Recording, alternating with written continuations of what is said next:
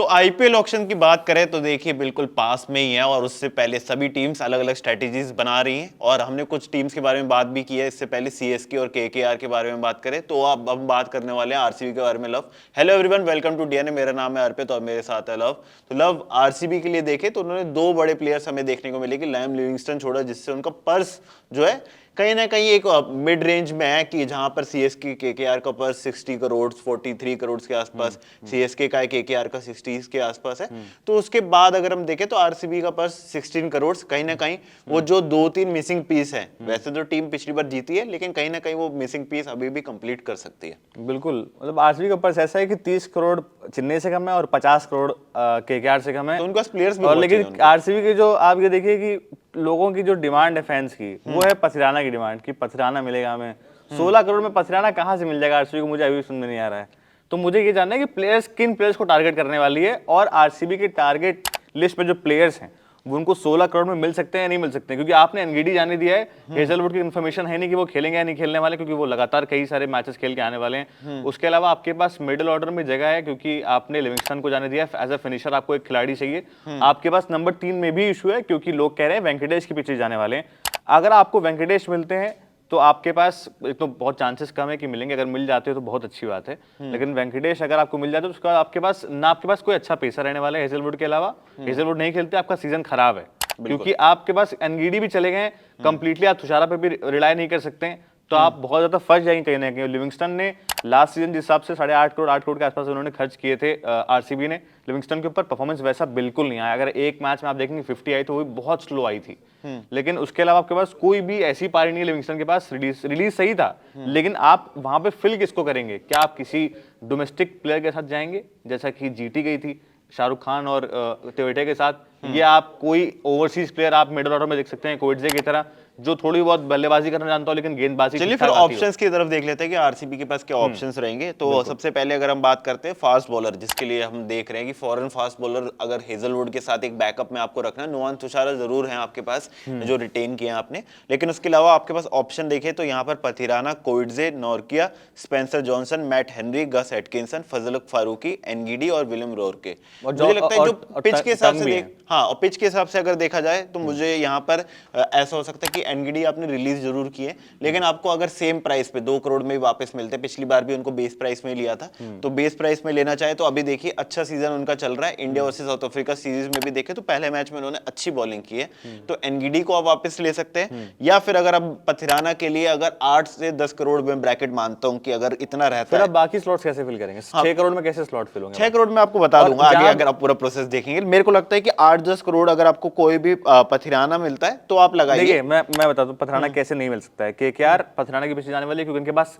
एक भी overseas pacer नहीं है। अच्छा, आपने स्पेंसर जॉनसन जाने दिया है, नौकिया जाने दिया है, पथिराना के पीछे केकेआर जाने वाली है। उसके अलावा सीएसके जाने वाली है, फिर आपके पास कोई बचेगा? फिर आपको अगर पथिराना नहीं मिलता है तो इजी बाय है कि आप स्पेंसर जॉनसन या एनगीडी। मैं नॉर्किया अभी भी नहीं चाहूंगा, नॉर्किया बहुत ज्यादा महंगे रहते हैं, इंजरी प्रोन भी और बहुत महंगे रहते हैं। वो स्पेंसर जॉनसन से तो कम ही खाते हैं। स्पेंसर जॉनसन ने तो लास्ट टाइम जो करा है ना काम।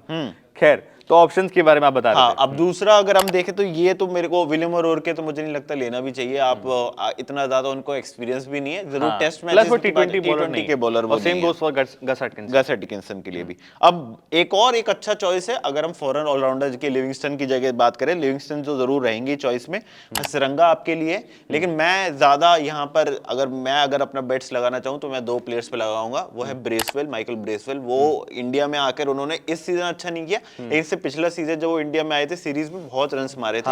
लोअर ऑर्डर में आके। और एक और प्लेयर है साउथ अफ्रीका के वियान मल्डर आपके लिए बॉलिंग भी कर सकते हैं और बैटिंग में भी आप किसी भी ऑर्डर में उनको भेज सकते हैं। साउथ अफ्रीका ने भी काफी उनके साथ एक्सपेरिमेंट किया, तो मल्डर को भी रख सकते हैं एक ऑप्शन में कि आपके लिए एक फॉरेन पेस ऑलराउंडर भी हो जाएंगे और वो बैटिंग का भी जानते हैं। वैसे ही मतलब मेरे हिसाब से मल्डर के पीछे जा सकते हैं या कोविडजे के पीछे जा सकती है, क्योंकि कोविडजे वर्ल्ड कप से काफी उभरे थे। हालांकि आईपीएल में परफॉर्मेंस नहीं आई है सच, बट हम जानते हैं उस प्लेयर के पास कैलिबर कितना है। एमआई ने लिया था लेकिन कुछ खास नहीं आया। तो उसके बाद जीटी ने लिया, कुछ खास नहीं आया, लेकिन प्लेयर अच्छा है, आगे देखते हैं। देखिए मुझे आरसीबी के लिए एक ऐसा बॉलर चाहिए जो पिटे नहीं। वैसे यहाँ पे जो भी बॉलर आता है वो अपना ये तो करियर irony खराब है। कर तो करियर खराब करके जाता है। पिछला सीजन ऐसा गया है कि जिसमें हाँ। हमें बॉलर जो है वो इकोनॉमी जो है उनकी अच्छी देखने को मिली है, चाहे हेजलवुड हो चाहे भुवनेश्वर कुमार हो। तो जो तीसरा पेसर पिछली बार जो बिल्ड करी थी आरसीबी ने टीम, वो टीम देख के लग रहा था कि आरसीबी की टीम कुछ कर सकती है। बहुत ही बैलेंस टीम थी और कहीं ना कहीं वो विनिंग कॉम्बिनेशन एक सेट हो चुका था आरसीबी का। उसी इसलिए आप विनिंग देखिए कॉम्बिनेशन में आपको दो तीन इंक्लूजन ही करने हैं, बहुत ज्यादा कुछ चेंजेस करने रिलीज नहीं किए है। नहीं है। और एक हाँ। और जो विराट कोहली के देखिए बिल्कुल शैडो बन के रहते थे वो रिलीज हो गए। उनको स्वास्तिक इसलिए करा चिकारा। ही है, सुनने में आ रहा है कि विराट कोहली ने irritate कर दिया है। स्पेशली डिमांड करी थी कि इसको हटाओ। हाँ, और साथ ही साथ मनोज भांडागे और स्वप्निल सिंह को भी देखिए मेगा ऑक्शन से पहले रिटेन कर लिया था। तो वहां पर स्वप्निल सिंह को और जाने स्वप्निल सिंह को देना, आपने खिलाया नहीं गेम, जबकि हाँ। अच्छे गेंदबाज वो हैं। कहीं ना कहीं मुझे लगता है कि कुणाल पांड्या से उनका पहले रिफ्ट भी था। और तो नहीं तो फिर ये कैसे करा कि आपने स्वप्निल सिंह को मेगा ऑक्शन से पहले रिटेन किया, हाँ। लेकिन जब आपने कुणाल पांड्या ले लिया तो फिर आपने 14 मैच नहीं खिलाए। वही एक आपने पुराने खिलाड़ी को आपने साइड कर दिया, बिल्कुल, जबकि अच्छे गेंदबाज भी हैं बिल्कुल। वो। और वो ऐसे ही लगा कि कुणाल पांड्या पे पहले आरसीबी को इतना कॉन्फिडेंस नहीं था। जैसे ही उनका पहला मैच गया और उन्होंने 3 विकेट लिए हाँ, केकेआर के KKR के खिलाफ, तो वो पूरा सीजन खेल गए। और स्वप्निल सिंह फिर वो शैडो में रह के पूरा सीजन नहीं खेल पाए। बिल्कुल, लेकिन देखिए प्रॉब्लम मुझे ये भी लगता है कहीं कि ना कहीं अर्पित की नंबर 3 के बल्लेबाजी की जो प्रॉब्लम है, पर्टिकल कुछ खास कर नहीं पाए अब तक। एक आध मैच में थोड़ी बहुत कैमियोज टाइप नौकाई थी, बहुत कम शॉट स्पैन के लिए।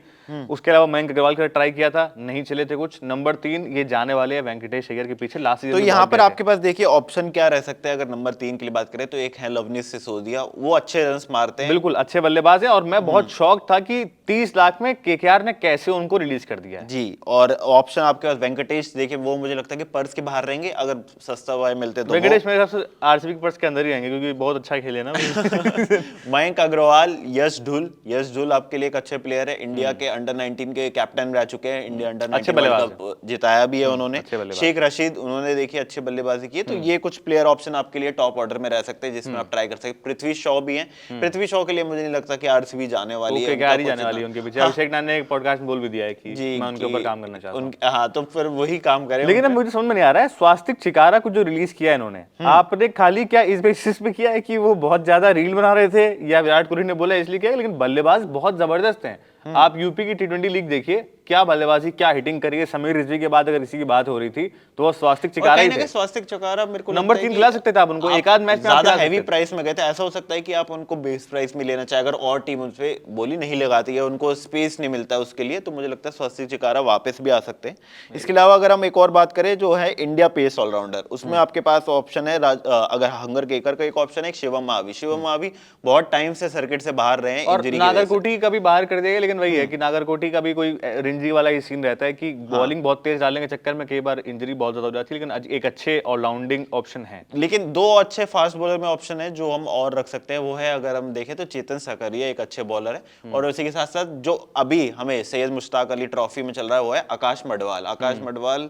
ज्यादा यूज नहीं किए गए थे पिछली बार, लेकिन इस बार आकाश मडवाल अच्छे गेंदबाज है। यॉर्कर्स अपने उनकी ऑन पॉइंट रहती है, तो आप आकाश मडवाल को भी ऑप्शन देख सकते हैं एज अ बैकअप ऑफ यश दयाल। हाँ, यश दयाल का बैकअप आप बिल्कुल देख सकते हैं कि आकाश मडवाल का वो सीजन जा सकता है। तो इंडिया के तरफ से अगर मैं देखूं तो ये कुछ मिसिंग पीस मुझे नजर आते हैं। बाकी आरसीबी की टीम ओवरऑल बहुत ही कंप्लीट है। बिल्कुल। तो ये कुछ स्ट्रेटेजी लेके आरसीबी उतरेगी कि एक उनको चाहिए इंडिया फास्ट बॉलर, एक इंडियन ऑलराउंडर। अगर मिल जाता है तो टॉप ऑर्डर इंडियन अगर हम देखें तो वो जरूर एक देखना चाहेगी, साथ में फॉरेन ऑलराउंडर और साथ ही साथ एक फॉरेन पेस बैटरी। तो ये कुछ आरसीबी के पीसेस है जिस पर हमने बात करी। और टीम्स का भी हम आपके लिए यही स्ट्रेटेजी लेकर आएंगे। तो कीप वॉचिंग डीएनए और आईपीएल ऑक्शन 16 दिसंबर को हमारे साथ जुड़ जाएगा। सब्सक्राइब एंड फॉलो करना ना भूलें।